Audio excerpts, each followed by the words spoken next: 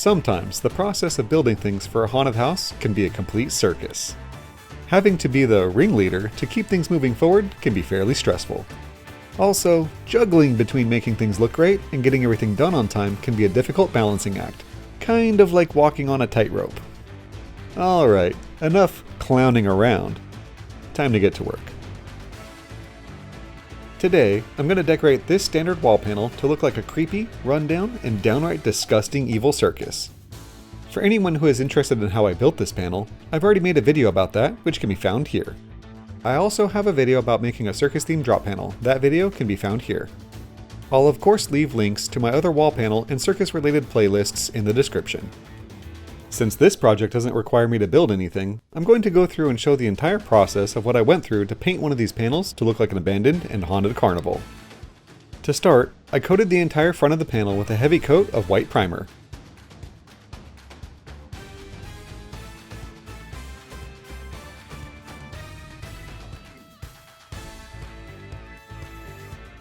Once the first coat was fully dried, I laid down another coat of primer. Before I go any further, I just want to mention that all of the wood, as well as every can of paint that was used for this project, has been treated with the same fire prevention measures as detailed in my basic wall panel build video. Now that the second coat of primer has had time to fully dry, I cover the entire panel with a coat of regular white exterior paint. With many of the coats of paint, I make sure to cover the edge of the plywood to hopefully prevent it from absorbing too much moisture if it ever ends up being out in the rain. After the coat of white paint has dried, I take my T-square and make 3 marks on each end as well as across the middle of the panel. I make 3 sets of marks at 12 inches, 24 inches, and 36 inches. I then connect the marks vertically by drawing a line between them. The panel is now separated into 4 sections that are all 1 foot wide. Next, I lay down some blue painter's tape with the edge of the tape aligned with the line that I drew. This panel will have alternating white and color stripes to give it that big top or circus feel. To get this look, 2 of the pieces of tape are placed close together along the inside edge of 2 of the lines, and the third is placed along the outside edge of one line, making it closer to the edge of the plywood as shown here.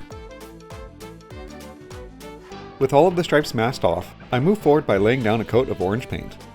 Recently, I changed how I work with my UV reactive paints. The fluorescent paints are very transparent, and any imperfections in the white paint will show through. To make the stripes more solid, I first lay down some paint that's a close match to the color of the fluorescent paint after it's dried. I do 2 coats of this orange paint because the first coat usually has brush marks in it and the second coat covers them up.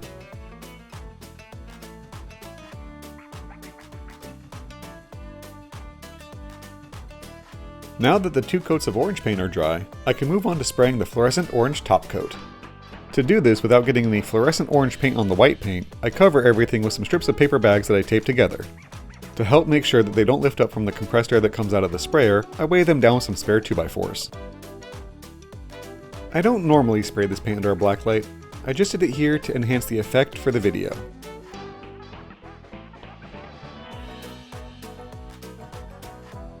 Because these UV reactive paints are so transparent, I spray a second coat after the first coat has fully dried.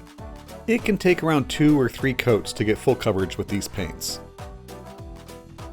After the second coat of fluorescent orange paint has dried, I remove the paper bag covers and carefully set them aside so that I can use them again a little later.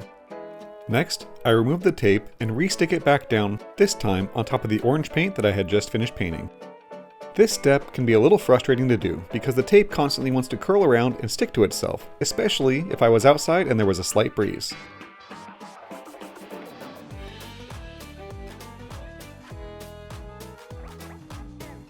With the masking tape moved, I lay down a second coat of white paint. Since the orange stripes got 2 coats of orange paint, these stripes get 2 coats of white paint.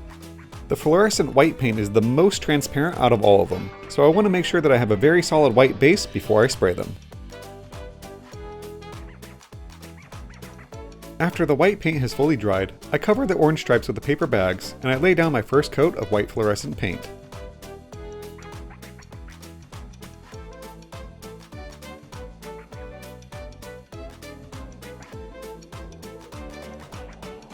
Now that the first coat has fully dried, I spray a second coat of white UV reactive paint to ensure that everything is fully covered.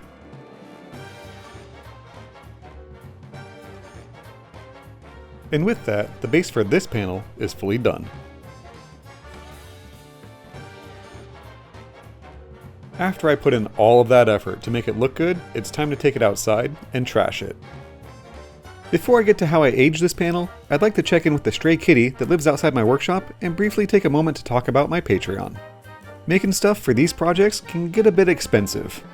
By supporting my Patreon, you can help me afford the supplies that I need to make bigger and better projects. So if you found any of my videos helpful or inspiring, please consider supporting me. The link is in the description. Looks like Kitty has had enough of me talking about Patreon, so back to the circus panel. To age the panel, I'm going to use a collection of washes with colors of paint that, when combined, will look pretty gross. To start, I'm going to use a swampy green color. I also have a dark brown wash, a warm brown wash, and of course, a plain black wash. When mixing water in with the paint to create the washes, I like to leave the paints pretty thick. I typically like to mix them around a 3-to-1 mixture. This will make the paint more opaque in the spots where I spray and not look too transparent or see-through. If I want the paint to be thinned out after it's been sprayed, I always have a couple of spray bottles that are filled with just plain water. The way that I was taught to think of it was that I was sculpting with paint, kind of like how one would sculpt with clay. If I want to add paint, I add it. If I want to remove paint, I thin it out with the water. This way I can have spots that are higher up and more heavily covered with a specific color, as well as have that same color thinned out and more see-through below it. Additionally, for these panels, I wanted to stay away from narrow drips of paint that run down the length of the panel. To me, those narrow drips make the paint washes look exactly like what they are: paint. Mold, mildew, dirt, grime, and general grossness don't usually drip in narrow drips like that. Mold or mildew spreads and kind of fans out in patches. I only keep the narrow drips when it fits with the specific detail that I'm adding, like the muddy handprints or the muddy droplets that I was flicking onto the panel a moment ago. One note that I'd like to make with regards to making the panel look good is layers. Laying down paint on top of paint on top of more paint gives the dirt and grime some depth.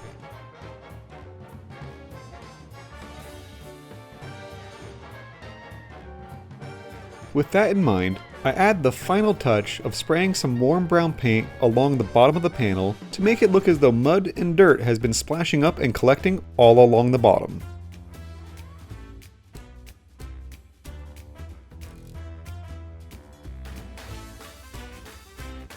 With the front of the panel done, I paint the back of the panel with 2 coats of semi-gloss paint to completely finish this panel.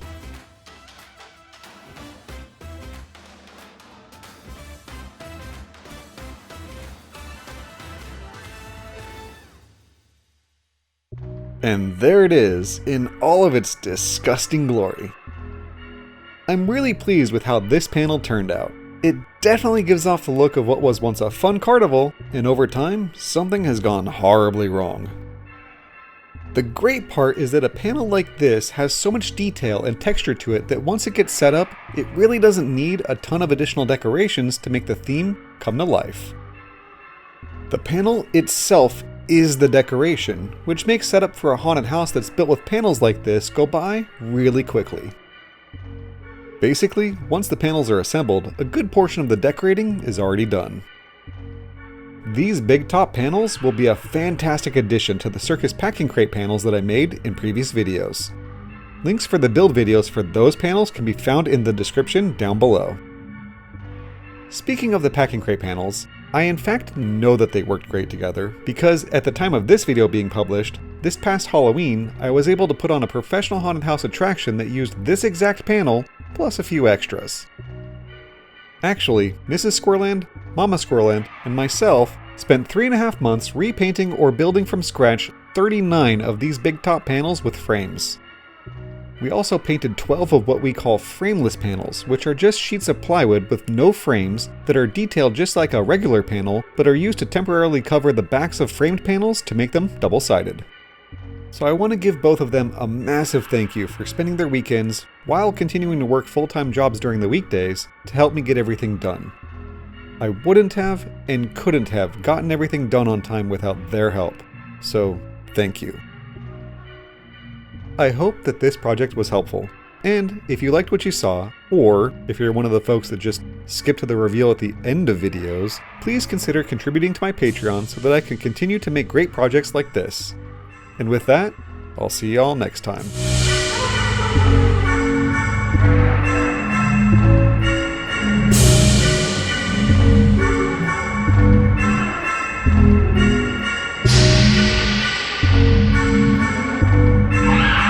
Thanks for watching.